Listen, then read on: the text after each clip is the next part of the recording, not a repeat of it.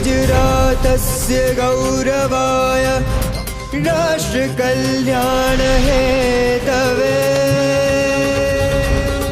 युवकानां विकासाय विवेकानन्दं नमाम्यहम्।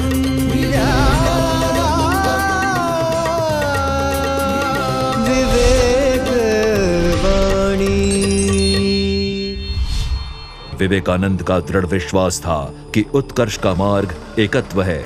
उन्होंने कहा, वेद वेदांत का सार तत्व है एकत्व।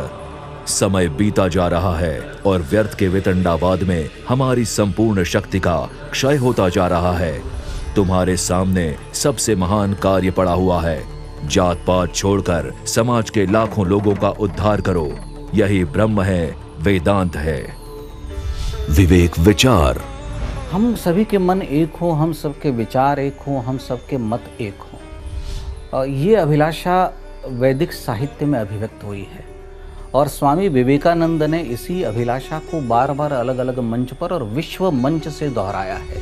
इसलिए कि समाज में यदि संघर्ष होता है तो सामाजिक उत्कर्ष की हम कल्पना नहीं कर सकते हैं।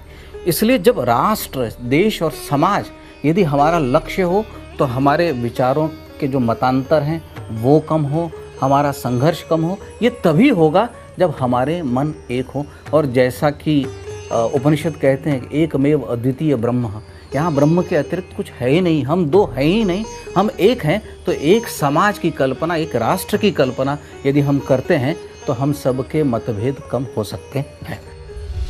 विवेक मंत्र। कोई भी समाज जो इतिहास को भूल जाता है वो इतिहास रचने की ताकत भी खो देता है। और इसलिए हमारे विराट संस्कृति, हमारे आदर्श, हमारे वीर पुरुषों की गाथाएं वो पीढ़ी दर पीढ़ी संक्रमित होने चाहिए। हर पीढ़ी को उसका पता होना चाहिए और हर पीढ़ी को उसका गर्व होना चाहिए। ये परंपराएं बनानी चाहिए। हम विरासत को बटने नहीं देंगे।